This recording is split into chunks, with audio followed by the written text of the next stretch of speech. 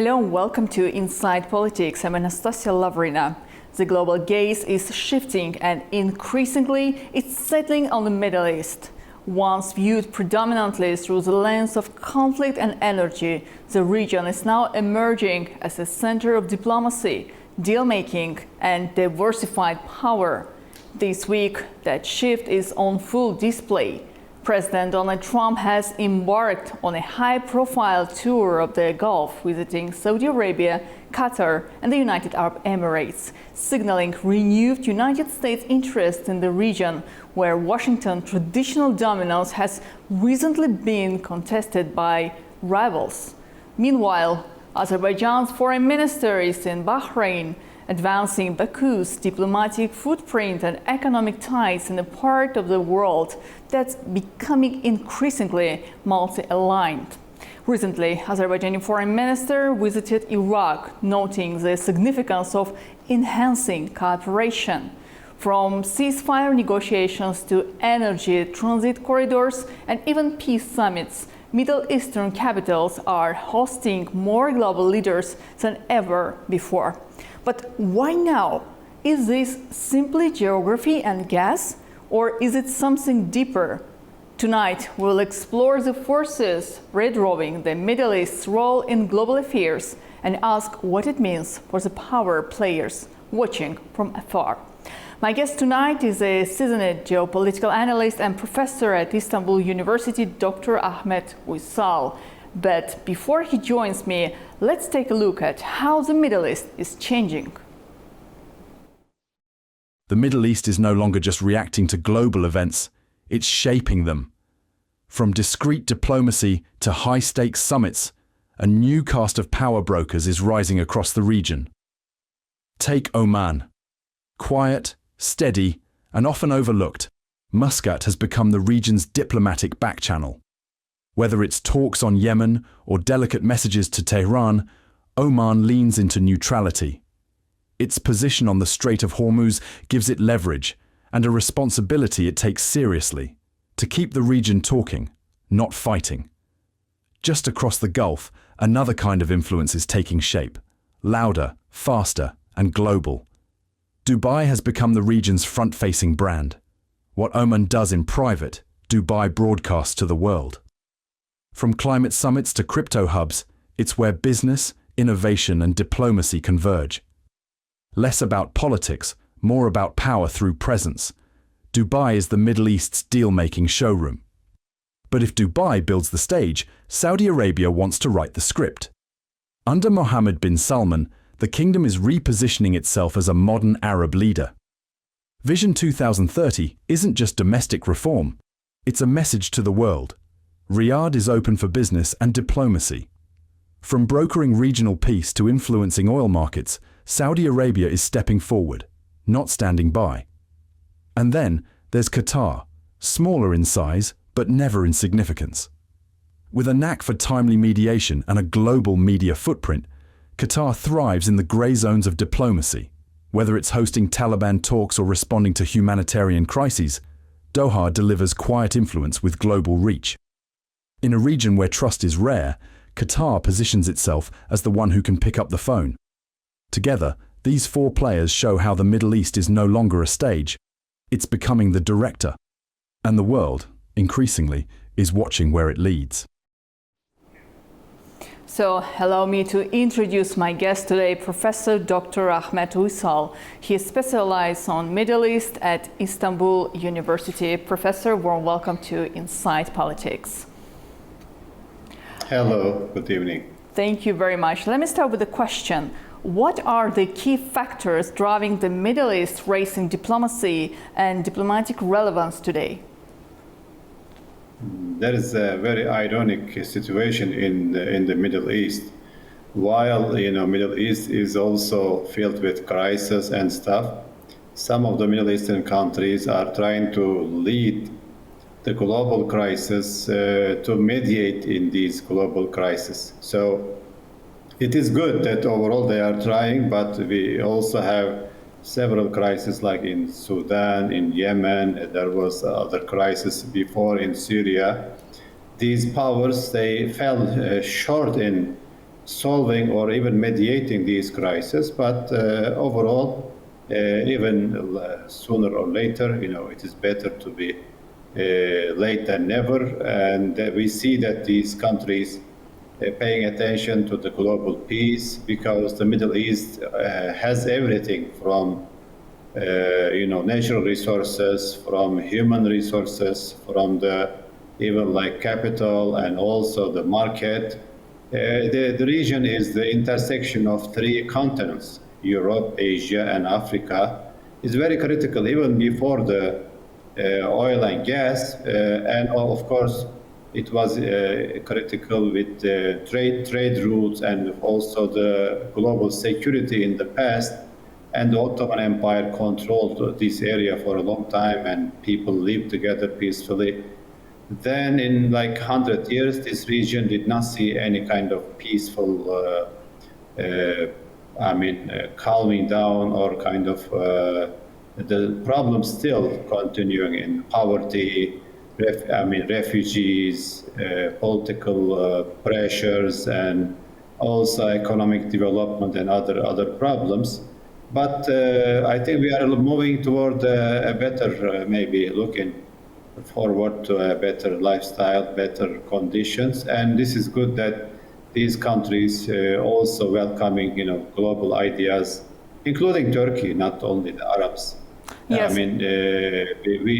It's better, we see them investing in peace, but of course there is Israel, there is other issues in the Middle East, and that require more peaceful approach than more conflictual approach. Professor, you actually touched a very important issue. One of the key questions: who is really driving this shift? Regional actors who are trying to be mostly involved in the regional and global issues, charting their own course, or global powers competing for influence and trying to use the Middle East situation for their own benefits? Yes, the Middle East is very critical for the global competition between China and America overall, but also including Europe and India, Turkey, Iran, Israel, and other powers. We have 4 major powers in the region, 2 Arab countries, Saudi Arabia and Egypt, also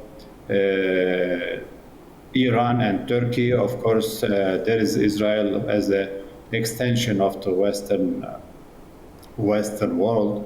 So the interaction between regional powers and global powers are very important. And when you come to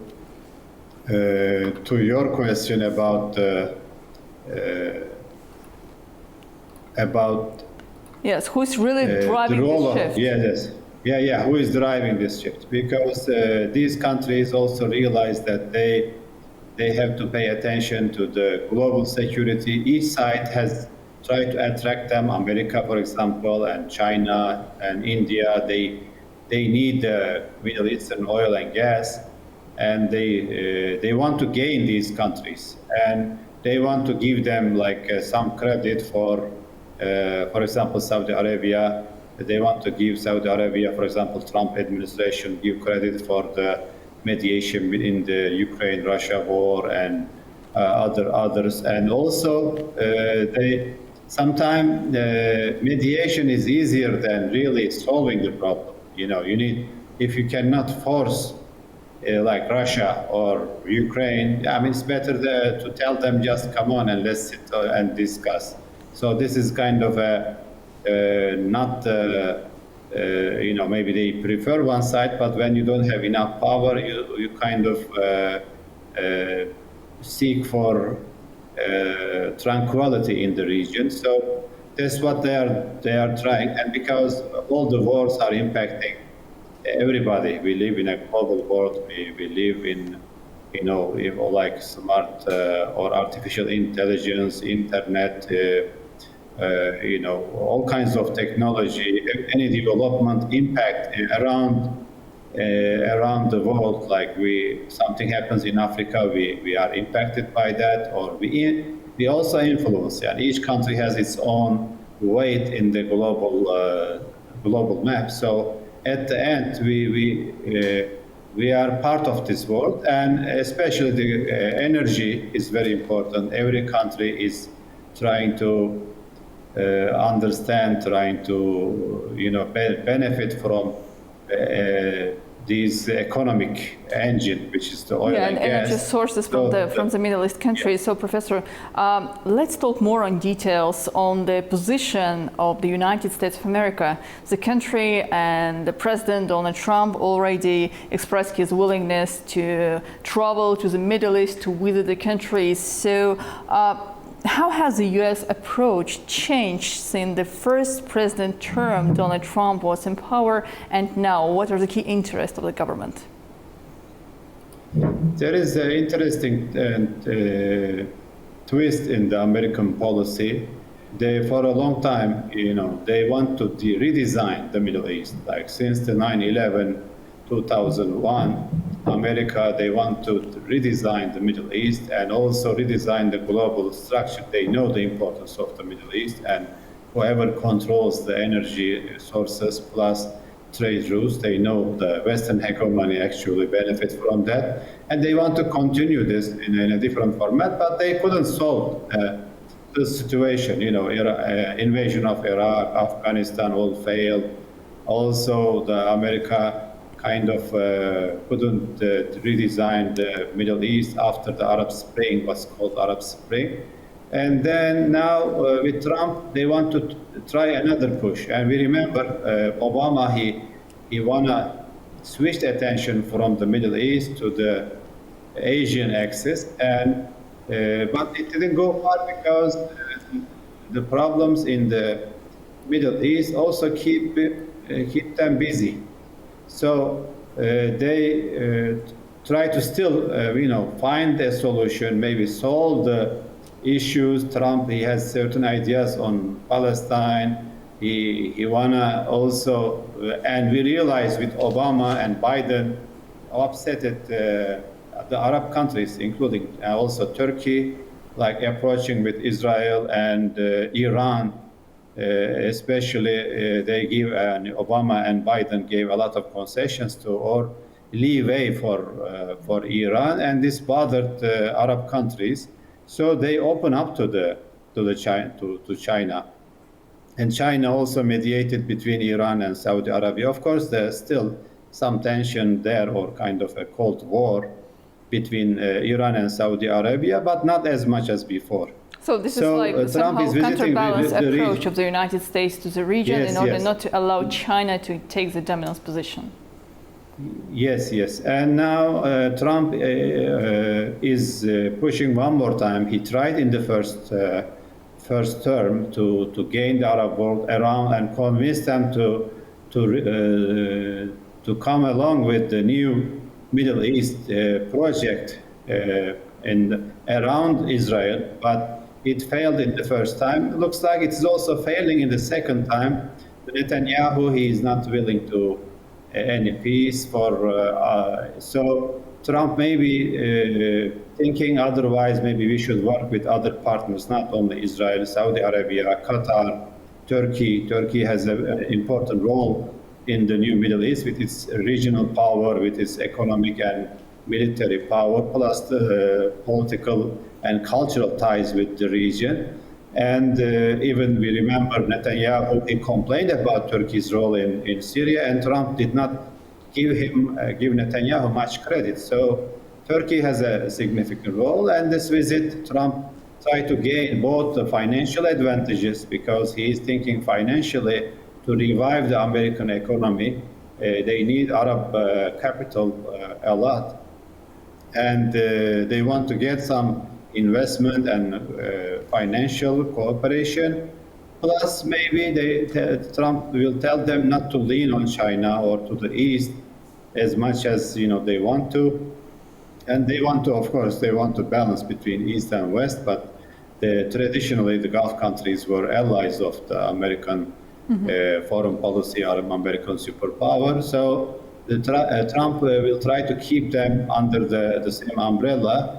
But the situation is now more fluid, more dynamic, because everybody is looking at different places. We remember America also, when they left Afghanistan, it caused a big panic among the Arab allies that maybe America, if somehow suddenly, get out of the Gulf region, who is going to protect these territories with a lot of oil reserves and energy?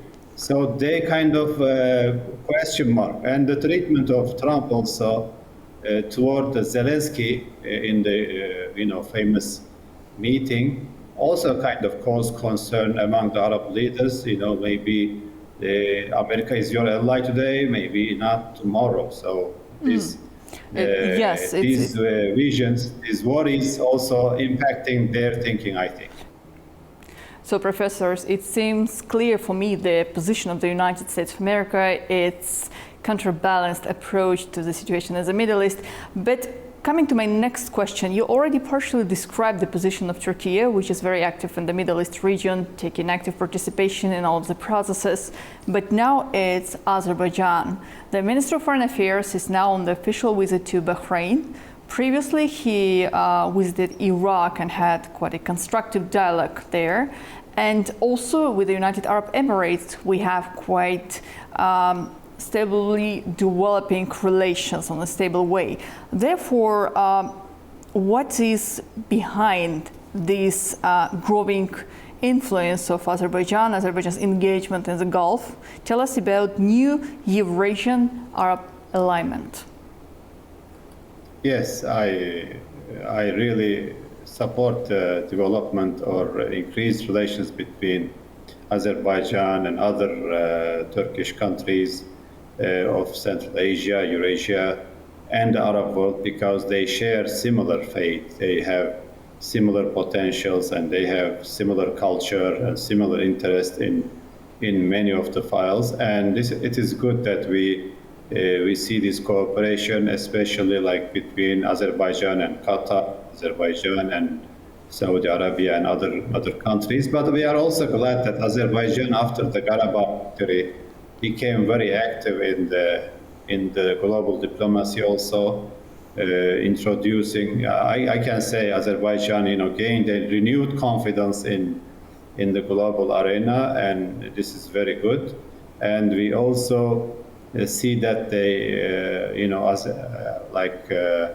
Pakistan supported the Karabakh war very much, and they are, also supporting Pakistan in the Kashmir war, if we may say. So this cooperation between Asia and the Middle East is very important, and our region, Caucasia, is also, like I said, there is tension in Caucasia, in the Middle East. And if we expect, big powers solve our problems, they will not.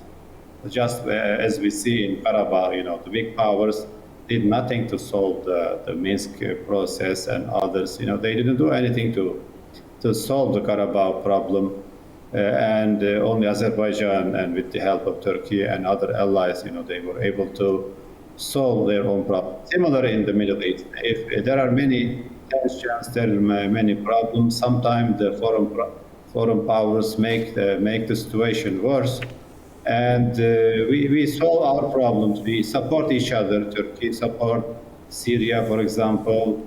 Azerbaijan support some issues in, let's say, Yemen or whatever. I mean, and vice versa. Especially we see the Iranian pressure on Azerbaijan and kind of jealousy on the part of Iranians with this growing role of both Turkey and also Azerbaijan. It's better to have Arab allies, regional allies to balance this, and everybody is trying to do that. And why not Azerbaijan also do the same and have more allies? It is better to have, even including Iran, if they choose the peaceful way, peaceful neighborhood, we welcome that. But so far we don't see that from the Iranian side. But at the end, if we solve our problems, it's better. Others will not help us to solve the problems. Indeed. But as we mentioned in the beginning,